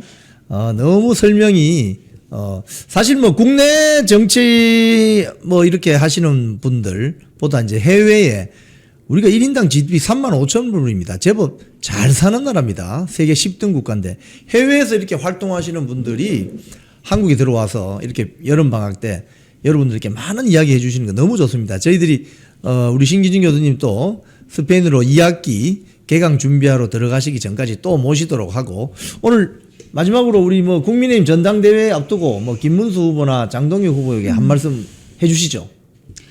네, 제가 뭐 그분들한테 뭐 이래라 저래라 막 그렇게 조언할 거는 아닌데 어쨌든 지금 메시지 나오는 게 김문수 후보님은 제가 파악한 전략으로는 이제 대여 투쟁을 강화하겠다. 그래서 이제 본인의 체급도 되고 그러니까 이제 대여 투쟁의 구심점으로 나를 밀어달라. 그리고 나는 어느 누구하고도 적지지 않고 이 보수에 있어서는 뭐 이준석까지 다 나는 포용해서 여기를 더 키워가지고 대여 투쟁을 하겠다는 전략이신 것 같고 장동혁 의원은 좀 더 구체적으로는 단일 대우가 되고 이 당의 기강이 서지 않는다면은 대여 투쟁도 힘을 잃을 수밖에 없다. 그래서 본인이 직접 해당 회의 탄핵 반대가 우린 당론이었다. 그리고 탄핵 찬성한 사람들 때문에 이거에 대한 책임이 있기 때문에 그 사람들을 확실하게 문책하고 당을 정비하겠다. 이렇게 노선이 지금 갈리는 거거든요. 예. 여러분들이 판단해 보십시오. 지금 국민의힘이 7대3으로 계속 분열적인 요소가 지형이 오래 갈 텐데 과연 이렇게 내부에서의 노선 투쟁이 정리가 되지 않은 상황에서 대여 투쟁이 먹힐 것인가. 그리고 중도층들이 생각할 때 이 정당은 일사불란하게 모여서 지금 이재명 정권이 하고 있는 실정과 그런 인사 참사를 제대로 지적하고 함께 싸울 수 있을 만한 체질 개선이 됐는가. 이것에 대해서는 그러니까 우리가 혼란기를 겪더라도 근육이 생기려면은 기존의 조직이 다 파괴되어야 된다고 그러잖아요. 예. 그러니까 여러분들이 그거는 뭐 판단하실 거라고 생각하고요. 마지막으로는 신규진 교수 채널도 많이 구독해 주십시오. 내가 그 이야기 해야 돼. 지금 댓글에 우리 신규진 교수님 유튜버가 있습니다. 네네. 거기 들어가시면 아주 재미있는 콘텐츠들이 많아요. 여러분들 많이 구독, 알람, 좋아요 해주시기 바랍니다. 인천국제공항에서도 아주 열일하시던데. 예, 뭐 열일이라기보다는 그 모스탄 대사가 사실 지난주를 들었다 놨다 하지 않았습니까? 예. 지난주에 대한민국에 들어와서 거의 5일 동안 계셨는데 5일 동안 대한민국을 들었다 놨다 해가지고 경찰이 수사를 하겠다 뭐 그러더니만 뭐 안 하고 있었어요 사실상. 대한민국에 있을 때는 수사도 못 하고 있더니만 막상 이제 나가니까 다시 한번 해보겠다 이러고 있는데 뭐 어떻게 할 건지 참 궁금합니다. 아니 그 인천국제공항의 그 못산 대사 환영 인파 네네. 한 600여 명 뭐 조사한다고 하던데. 그 대상 된 거 아니에요? 아, 뭐 조사 대상이 되겠죠. 아무래도 그 조사를 한다는 취지 자체가 거기에 한 3,000명 최소 5,000명 정도는 모이신 것 같은데 어허. 그 몇천 명을 다 조사할 수는 없잖아요. 그렇죠. 일단 우파 유튜버들 싹 다 조지겠다. 아. 뭐 그런 게 아닌가. 그래서 저는 그 경찰분들의 연락을 기다리고 있습니다. 아, 그래요? 자, 우리 어제 윤석열 대통령이 본인 페북에다가 아, 장문의 메시지를 이렇게 올리셨는데, 네. 요거 어떻게 보십니까? 사실 제가 이거를 올라오자마자 바로 확인을 못하고 예. 제가 좀 늦은 시간에 확인을 했습니다. 예. 근데 늦은 시간에 확인을 하다 보니까 좀 더 감성적으로 받아들여지더라고요. 아, 예. 그래서 너무 막 눈물이 나올 것 같은 거예요. 예. 일단 첫 번째 메시지는 끝까지 싸우겠다입니다. 아, 끝까지 싸우고. 예, 끝까지 싸우겠다이고, 그리고 두 번째 메시지는 나 하나로 족하다. 나 이상의 그냥 명령을 따른 군인들을 정치적으로 보복하지 말라. 이 메시지가 있었고, 세 번째로는 국민들을 끝까지 믿겠다. 첫 번째는 싸우겠다. 두 번째는 정치 보복 군인들한테 하지 마라.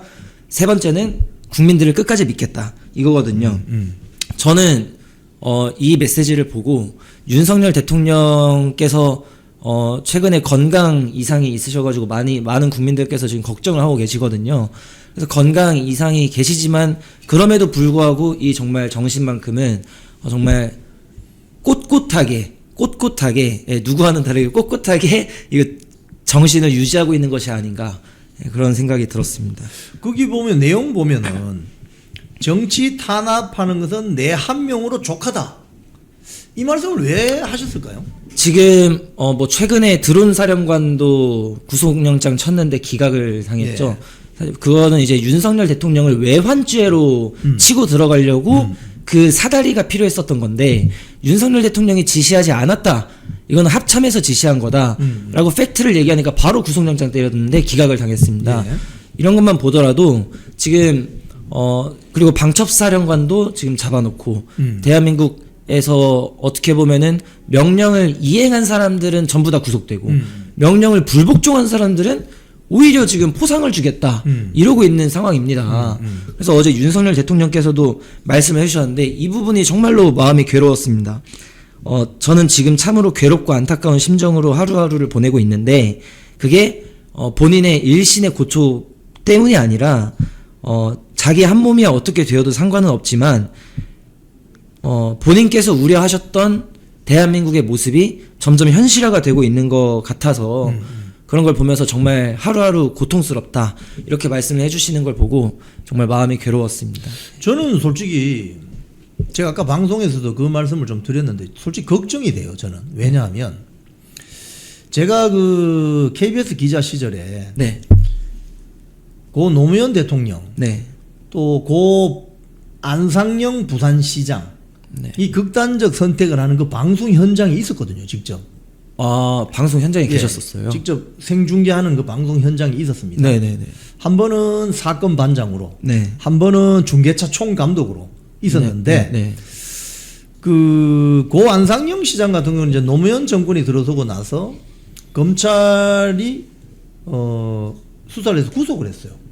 구속을 해서 부산 사상에 있는 주례구치소에서 수감 중인데 극단적 선택을 했어요. 네. 그리고 노무현 대통령 같은 경우는 또 그 당시 그 중수부인가 수사를 해가지고 그 뭐 확인된 건 아니지만 뭐 논두렁식에 뭐 이런 이야기 있었잖아요. 그죠? 그러면서 수사를 받던 중에 김해 봉화마을 부엉이 바위에서 극단적 선택을 했습니다. 네. 그런데 그 일이 있고 나서 뭐 정치권이 아주 뭐 난리가 났죠. 자, 그런데 제가 어제 정치 탄압은 윤석열 대통령이 내 한 명으로 족하다. 저는 굉장히 걱정이 됩니다. 솔직히 말해서. 그런 걱정 안 드세요? 그럼 불행한 일이 없어야 되죠. 그렇게 생각을 못 하고 있었는데 예. 대표님께서 말씀을 해주시니까 저도 그런 걱정이 갑자기 확 드네요. 그래서 저는 근데 뭐 그런 걱정을 차치하고서라도 윤석열 대통령이 받고 계시는 이런 인권적인 박해라든가 정치 탄압, 정치 보복, 12.3 비상계엄으로 인해서 한국 역사가 12.3 비상계엄 이전과 이후로 이제 나뉠 거라고 보고 말씀해주신 노무현 전 대통령이 자살한 그 사건 그걸 계기로 어떤 정치 지형의 변화가 좀 생기지 않았습니까? 마찬가지로 윤석열 대통령의 12.3 비상계엄으로 인해서 정치 지형에 엄청난 변화가 있을 건데 저는 그것이 바로 윤어게인이라고 생각을 합니다. 네. 지금 그럼 윤어게인 정신이 시사하는 바가 뭡니까? 좀 설명을 해주세요. 일단 한국의 트럼프 대통령 같은 사람이 필요하다라는 것이고요. 예. 그리고 윤석열 대통령이 12.3 비상계엄을 제가 어제도 그 윤석열 대통령께서 적으신 편지 글을 보고 썼는데 지금 윤석열 대통령을 여의도 제도권에서 많은 사람들이 비웃고 조롱하고 있지만은 그 누가 과연 그 용기의 티끌만큼이라도 따라나 가겠느냐 그런 의구심이 있고요. 지금 한국은 많은 부분에서 썩어 있고 부패해 있습니다. 이거를 정말 부분 이렇게 고쳐가지고는 답이 안 나오는 그런 상황인데 거기서 구국의 결단을 했다라는 것 자체가 굉장히 큰 의미가 있었고 윤석열 대통령 어게인 이거는 윤석열 대통령이 다시 부활을 하는 겁니다. 윤카가 다시 돌아오는 거죠. 이게 일단 첫 번째고요. 두 번째는 한국도 지금 트럼프 대통령 같은 사람들이 필요하다. 예, 비상한 결단을 할 수 있는 사람들이 필요하다라는 게 윤어게인 정신이라고 생각합니다. 윤석열 대통령이 그때 이제 그 자기가 비상계엄을 할 수밖에 없었던 이유라고 하면서 반국가 세력 척결, 네, 그다음에 부정선거 이슈, 네, 뭐 이런 것들 이야기했잖아요. 네, 주권 침탈 세력. 그런 것에 대한 어떤 정신을 잊으면 안 된다. 계속 이어가야 된다. 이게 윤어게인이라고 볼 수 있나요? 네, 그렇죠. 그런 걸 이어가고 또 그게 반국가 세력 척결, 주권 침탈 세력 척결 이게 전부 반중이랑 같이 가는 거거든요. 반중 그리고 부정선거 이것과 같이 가는 거기 때문에 예. 지금 트럼프 행정부랑 너무나 기조가 잘 맞습니다. 그래서 윤석열 대통령께서 비상계엄을 선포하고 트럼프 행정부랑 같이 손잡고 반중과 부정선거 카르텔을 그리고 특히 대한민국에 있는 친중 정치인들 카르텔을 파헤치는 거에 이제 계속 그 줄기가 이어 나아가졌으면은 어마어마한 동아시아에 정말 윤석열 대통령 같은 사람은 아마 없을 겁니다. 지금 일본도 빌빌대고 있잖아요. 일본도 빌빌대고 있기 때문에 한국이 정말 동아시아에서 집중 조명을 받을 수 있는 그런 기회였는데 하지만 우리나라 여의도 제도권은 그게 싫은 겁니다. 예, 그래서 지금 반국가 세력 척결과 주권 침탈 세력 척결이 오히려 안 되고 오히려 그 세력들이 지금 대한민국 행정부를 침탈하고 있죠. 그렇게 보고 있습니다. 지금 사실은 오늘도 뭐 조간신문에 일제히 보도되었지만 일본의 참의원 선거, 그러니까 일본 의회의 상원 네, 선거에서 참정당이라는 아주 강경 보수 우파 네, 정당이 돌풍을 일으켜가지고 소위 말해서 일본에도 지금 트럼프 현상이 나타난다. 뭐 이런. 네. 근데 지금 제도권 원료는 그것도 또 극우로 몰아요. 그러니까 뭐 영국 개혁당도 극우로 몰고 유럽의 강경 우파당도 전부 극우로 몰고 정말? 트럼프조차도 극우로 몰고 지금 한국에 좀 우습지만 또 극우로 몰잖아요. 예. 그죠? 이거 어떻게 보세요? 이 현상에 대해서. 일단 정말 지긋지긋합니다. 예, 정말 그런 극우 언제까지 극우라고 할 건지 그 이영풍 대표님께서 저번 주에 주간 해주셔서 그 토론회에서 발제했던 내용에도 있었는데 이거는 전 세계적인 현상입니다. 젊은 애들이 극우화가 된 것이 아니라 이거는 하나의 한 시대 페이지가 이제 넘겨지는 그 과정인데요. 지금 시대는 포스트 모더니즘 시대입니다. 2차 세계대전이 끝나고 이제 포스트 모더니즘으로 가자 해가지고 글로벌리즘이 됐죠. 이번에 윤석열 대통령께서도 편지에서 글로벌라이제이션 그 세력을 말씀해 주셨는데 다 일맥상통한다고 저는 생각합니다. 지금 전 세계적으로 유럽 젊은 애들, 유럽 MZ들, 미국 MZ들, 일본 MZ들 극우화라고 포스트 모더니즘 세력들은 이야기를 하지만 저는 이거는 다시 모더니즘으로 라고 이해를 하고 있고 많은 전 세계 MZ들이 그렇게 이해를 하고 있습니다. 그 윤석열 대통령도 한국에서 그런 부분에 있어서 젊은 친구들한테 지지를 받고 젊은 사람들의 뭔가 마음을 울리고 하는 거지 무슨 뭐 애들이 대단히 막 극우화가 됐거나 그런 게 아닙니다. 지금 사실은 이번에 일본 참정당이나 또는 유럽, 영국 네. 개혁당을 보면 네. 자국민 우선주의. 네. 그러니까 뭐 니혼진 퍼스트 이렇게 이야기하더라고요. 네. 제페니즈 퍼스트라고 이야기하는데 네. 지금 한국에도 그런 분위기가 있잖아요. 당연하죠. 외국인에 대해서는 뭐 부동산 마음대로 살 수 있게 하면서 우리는 대출 6억으로 딱 정해가지고 네. 2030 세대나 신혼부부들이 지금 집을 구하지 못하는 네. 이런 거는 좀 전 세계적인 글로벌 트렌드 아니에요? 그렇죠. 그게 저는 이제 세계화 시대가 지나고 이제 뭐 미국 같은 경우는 아메리카 퍼스트라 그러고 일본의 참정당 같은 경우는 재팬 퍼스트라 그러고 우리나라도 윤석열 대통령한테 젊은 친구들이 뻑 갔던 이유가 대한민국을 위해서라면 계엄까지도 때릴 수 있구나 그런 모습에서 완전 마음이 동한 거지. 이게 세계화는 이제 끝났습니다. 세계화는 이제 저물고 있고 이제는 국가주의 내셔널리즘이 다시 부상을 할 것이다 라고 생각을 하고 있습니다. 포스트 모더니즘은 약간 이런 거죠. 이게 페미니즘으로 적용을 해보자면은 남자가 왜 굳이 남자일까? 남자를 꼭 남자로만 이해를 해야 되나? 근데 본인이 여자라고 생각하면 여자인 거 아니야? 남자가 남자라고 안 하고 남자가 여자일 수도 있고 그러니까 세모가 네모일 수도 있고 이런 개념을 파괴시키는 거거든요. 이게 포스트 모더니즘인데 이제 그거 지겹다는 거예요. 남자는 남자고 여자는 여자고 대한민국이면 대한민국 국민을 가장 우선으로 하고 왜 자꾸 세계화 외치면서 점차 자국민들은 무슨 뭐 그냥 세금이나 열심히 내가지고 퍼주는 그런 사람들이냐. 정상화를 하자는 거지 대단히 극우화가 돼 있는 것이 절대 아니라고 생각합니다. 네. 지금 그 이재명 정권이 들어선 지 이제 한 달 좀 지났는데 네. 지지율이 이제 하락으로 지금 가요. 하락으로. 지금 강선우 여가부 장관 뭐 등등 해서 그런 인사청문회 후폭풍 때문인지 지지율이 이제 이게 하락 추세로 돌아가는 게 어떻게 보십니까? 근데 왜 벌써 지금 지지율이 벌써 이렇게 좀 하향세로 가나요? 저는 그래도 한 반년 정도는 이재명 수령님 만세 요 정도 나와줄 줄 알았는데 우리 언론사분들이 벌써부터 이재명 정권에 좀 견제 좀 쿠사리를 좀 매기고 있는 건지 지지율 약간 뭐 하락세를 보여준다고는 하지만 저는 당분간은 그래도 뭐 여론조사상으로는 50% 밑으로 내려오기는 좀 힘들 거다. 왜냐하면은 지금 대한민국 언론사들도 중국 자본이 많이 들어가 있기 때문에 뭐 지금 약간 하향세를 탔다고는 하지만 크게 봤을 때에는 엄청나게 뭐 갑자기 막 30%대로 추락을 한다거나 그런 일은 없을 거다라고 생각을 합니다. 지금 강선우 여가부 장관 후보자 결국은 그 임명 처리하라 여론이 지금 사실 좌파 진영에서도 있어요. 네. 근데 임명을 강행하는데 이런 것들이 지지율에 악영향을 주는 건 맞는 거죠. 그쵸. 그게 강선우에 대해서 사실 국민의힘이 싸우고 있는 게 아니라요. 그거는 좌파 내부에서 여성단체들이 싸우고 있는 겁니다. 그러니까 좌파 내부에도 이제 극단적인 페미 진영이 있고, 뭐 조국혁신당이나 뭐 페미 약간 그쪽이 있는데, 그쪽에서 지금 때리고 있는 거지, 국민의힘이 싸우는 거는 거기에 이제 거들기 정도로 하는 거죠. 지금 왜 언론사들이 강선우 때리기를 하냐? 좌파가 때리고 있기 때문에 언론사들도 거들어주는 거지. 국힘이 싸운다? 거들어주지도 않습니다. 아하. 좌파들끼리의 내부 분열이다 이 말이죠. 네, 맞습니다. 그죠? 예.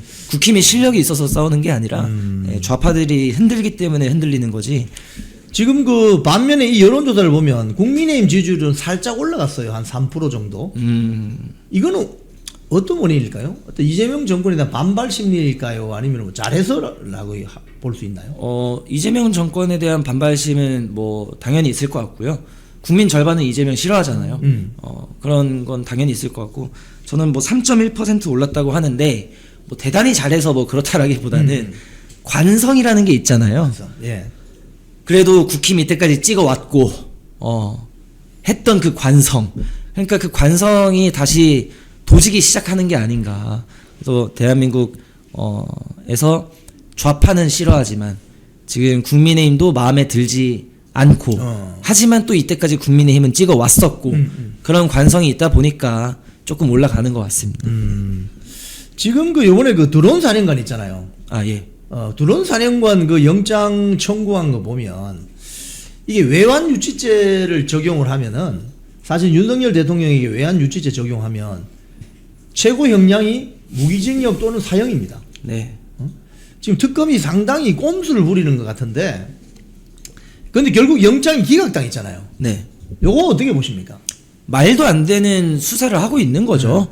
외환죄라는 게 적국에게 이득을 줘야 되지 않겠습니까? 근데 지금 적국에게 이득을 주고 있는 거는 대한민국 대통령을 내란몰이하고 외환몰이해가지고 대한민국 우파 진영을 괴멸시키고 있는 게 적국에게 이익을 주고 있는 거지. 어떻게 군사작전을 실행한다고 대통령실에 오물풍선 왔다가 그걸 보고 합참해서 그럼 우리도 보내라. 그거 보냈다고 이게 외환이라고 한다면은 대한민국에서 군사작전을 하면 안 되죠. 군사작전 괜히 잘못했다가 외환 몰이 당할 수 있지 않겠습니까? 그래서 어제 드론 사령관님도 인터뷰에서 만약에 본인이 유죄를 받게 된다면은 앞으로 군인들은 군사작전 제대로 수행하기 어려울 것이다. 지시가 내려와도 불복종하는 거죠. 왜? 나중에 이걸 가지고 정치적으로 보복하게 되면은 그 어떤 군인이 정상적으로 그 수행을 할 수 있겠습니까? 그러니까 군인들이 정치화가 되고 있는 거고 이재명이가 지금 군부를 길들이고 있는 거죠. 어떻게 보면 군대 내에 본인만의 하나의 세력을 이렇게 만들고 있는 것이 아닌가. 길들이고 있는 거예요. 포상 준다고 하잖아요. 자기 말 잘 듣고 명령 불복종했었던 좌파 군인들 포상 주고. 그럼 그 사람들끼리 하나의 기득권과 카르텔이 생기지 않을까요? 지금 아마 군 상층부에서 윤석열 대통령 정권 때 정상적인 직무 수행을 했던 분들 전부 다 지금 구속되거나 사라지고 있죠. 그러면 그 자리를 누가 채우겠습니까? 이재명 말 잘 듣는 사람들로 채워지지 않겠습니까? 그러다 보면 자연스럽게 이재명이가 지금 군대 내에 하나의 카르텔을 만들고 있다.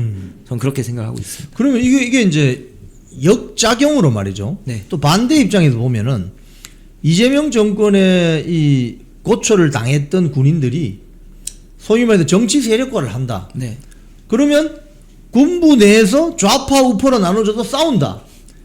정치인들은 말로 싸우지만 네. 군인들은 물리적인 군사력을 가지고 있잖아요. 네. 그럼 이거 심각한 상황이 벌어질 거예요. 굉장히 심각한 거죠. 그래서 저는 이렇게 군인들이 정상적인 본인 업무 수행을 했다고 이걸 외환 몰이를 하는 것 그리고 사실 최상병 특검을 가지고 하는 그것도 정치화입니다. 군대 내에 정치화를 하는 겁니다. 사고가 일어난 것은 안타깝지만은 그걸 가지고 또 이번에 다시 복귀한 그 해병대 그분 있잖아요. 그분 어떡하겠습니까? 군대 내에서 잘렸다가 다시 당당하게 좌파 민주당이랑 같이 싸웠다는 이유로 다시 당당하게 군대 내에 들어왔어요. 그럼 그 사람들 중심으로 또 세력이 생기겠죠. 박정훈들이요. 네, 맞습니다. 저는 최상병 특검도 군대 길들이기. 좌파들이 군대를 길들이게 하는 거죠. 그리고 지금 이렇게 계엄 때 계엄 업무를 받던 군인들, 장군들 싹 다 지금 물갈이하는 거 군대 내에 정치 세력화하는 거죠. 그래서 저는 굉장히 위험한 상황이라고 생각을 하고 대표님께서 말씀해 주신 것처럼 나중에 진짜 좌파 군인, 우파 군인 내전이 나게 된다면은 그 책임은 이재명한테 있습니다. 아니 이 부분이 저는 상당히 아까 이영풍의 입에서도 제가 우려의 말씀을 전달했는데 군이 정치 세력화하는 순간 이거는 큰일 나는 거거든요. 그쵸. 대한민국 헌정사에서 군이 움직여서 정치를 한다.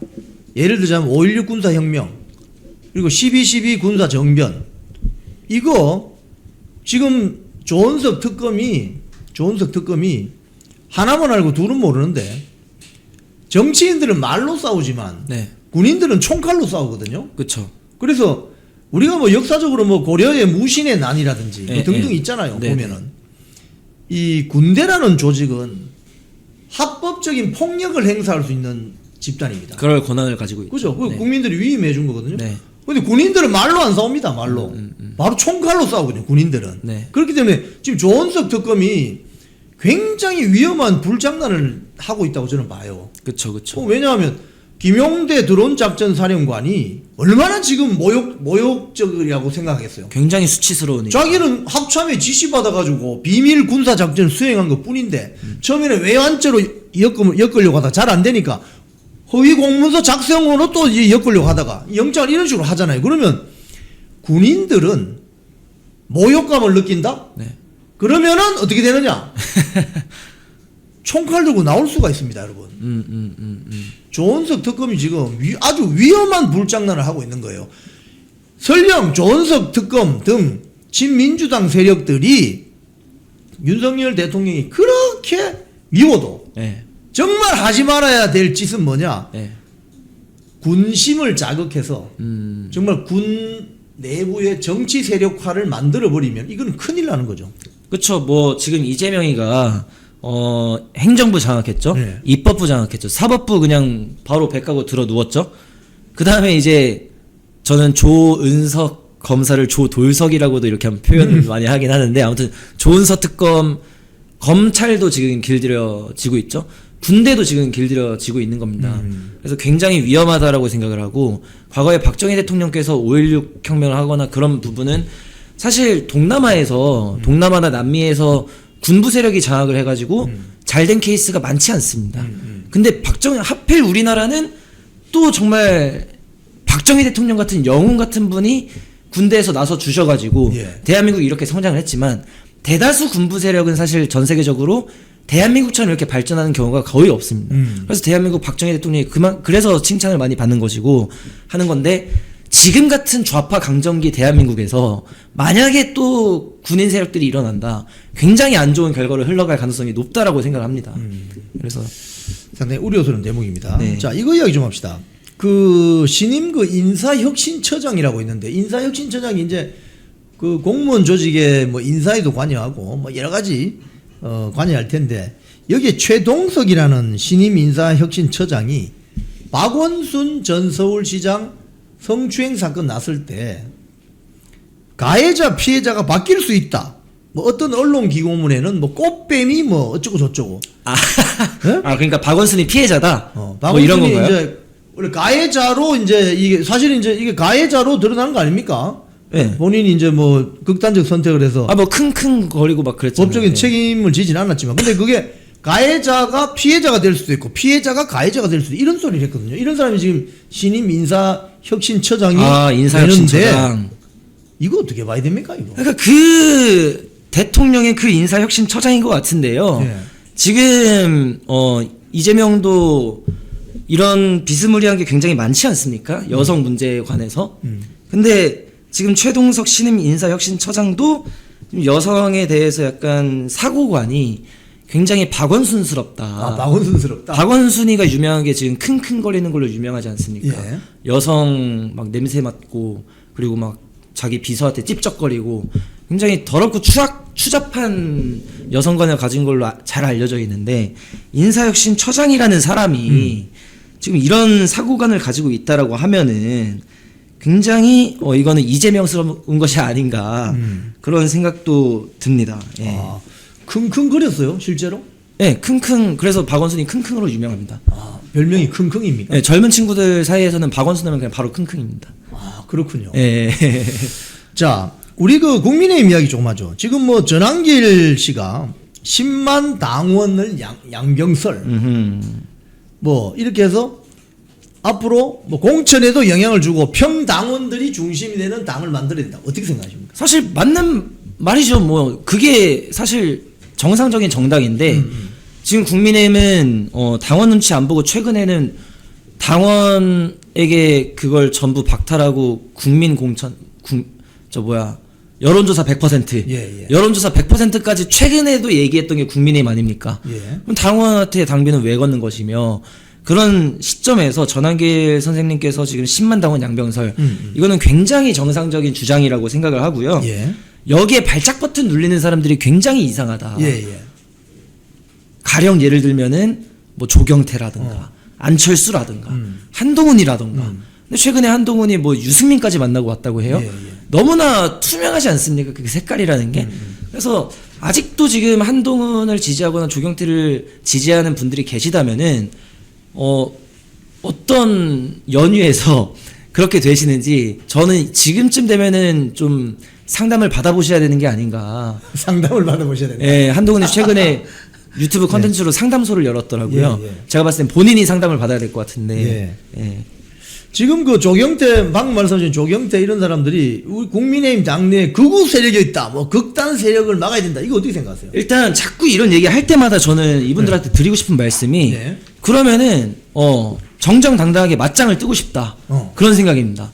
만약에 극우 세력, 극단 세력 이라고 한다면 전환길 센스 뭐 출당하자 뭐 지금 이 얘기를 하는 거 아닙니까? 예. 나가라 우리 국힘에서. 예. 그럼 전환길 선생님의 주장이 맞다라고 생각하는 평당원들도 전부 다 내쫓아라. 전부 다 징계 출당을 시켜라. 아니면 너네가 나가든가. 어허. 이거를 뭐 여론조사를 때린 당원들 간에 투표를 해가지고 현장 투개표로 현장 투개표로 투표를 해가지고 맞짱을 한번 떠보자. 너네가 나가든가 우리가 나가든가. 저는 이 사람들이랑 언제까지 같이 가야 되는지 정말 이제는 대한민국 정치 혁신을 해야 될 텐데 정치 혁신이라 하면 따로 갈 사람들은 따로 가고 그래서 정정당당하게 승부를 봐서 우리가 이긴다. 그러면 너네 우리를 따라와라. 아니면 그냥 좌파로 가든가. 이럴 시점이지 아직도 그냥 그래도 같이 갑시다 이렇게 얘기하는 거는 굉장히 무른 사고관이 아닌가. 지금 사실은 뭐 윤석열 대통령이 대통령실에 있었을 때는 법률안 거부권도 행사할 수 있고 네. 했기 때문에 국민의힘 내부에 뭐 다양한 의견이 뭐 일부 나오면 뭐 그렇게도 뭐 대통령이 법률안 제2요구권이 있으니까 네. 뭐 여당이니까 뭐 어느 정도 관용을 베풀 수 있었는데 지금은 소수 야당이잖아요. 네. 그러면 지금은 싸워야 되는데 싸워야 된다. 뭐 누구를 위해서 싸우자. 뭐 어떻게 투쟁하자 소리는 하지 않고 맨날 극우들 들어오면 안 된다고 이야기하는 이 세력들이 앞으로 같이 갈 수 있겠어요? 그렇죠. 사실 이게 당원들 입장에서는 되게 기분 나쁜 거거든요. 예. 툭하면 맨날 아니 그러면은 여기 국힘에서 지금 극우 극단 세력이 있다라고 하는데 굉장히 그러면은 이 극우 극단 세력이라고 하는 이 세력 소위 이제 아스팔트 세력 여기 말고 가장 행동력 있고 국민의힘 안에서 가장 행동력 있고 가장 투쟁력 있고 가장 정치적 훈련이 잘 돼 있는 집단이 어디가 있죠 도대체? 없습니다. 근데 지금 여기를 전부 다 가장 국민의힘에서 가장 열성적이고 활동적이고 가장 자기만의 세계관이 확고하고 잘 훈련돼 있는 정치적으로 그런 사람들 이거 기분 나빠서 어떻게 합니까? 근데 선거 때 되면은 또 표는 받아먹을 거고 그러니까 도저히 기분 나빠서 못 해먹겠으니까 언제 날 잡고 맞짱 한번 제대로 뜨자라고 얘기를 드리고 싶습니다. 네. 오늘 우리 저 학생의 소리 대표 이명준 대표님 모시고 말씀 나눠봤는데 우리 마지막으로 한 말씀 해주시죠. 네, 오늘 어제죠. 어제 윤석열 대통령께서 편지를 보내주셨는데 많은 걱정이 되는 부분이기도 하고 또 동시에 제 입장에서는 또 큰 힘이 됐습니다. 그래서 대한민국이 많이 어려운 상황이지만 우리가 흔들리지 말고 끝까지 싸우면은 대통령께서도 끝까지 싸운다고 했으니까 우리도 흔들리지 말고 끝까지 싸우면은 언젠가 트럼프가 부활했듯이 윤석열 대통령도 부활할 거라고 저는 믿습니다. 많은 분들께서도 그렇게 생각해 주시면 감사드리겠습니다. 네. 우잘사 회원 가입 요청드립니다. 여러분, 대한민국을 지키길 원하십니까? 우리 사회가 변화되길 원하십니까? 그렇다면 우잘사 회원에 가입해 주십시오. 우파는 잘 싸워, 우리도 잘 싸워. 우잘사 회원에 가입하시면 여러분 말씀하시고 몸으로 때우시고 또 재정적으로 여유가 있는 분들은 돈으로 후원하실 수 있습니다. 말과 몸과 돈이 삼위일체가 될 때 우리 대한민국을 지킬 수 있고 우리 사회, 대한민국 정치를 혁신할 수 있습니다. 자, 가입해 주시기 바랍니다. 우잘사 화이팅!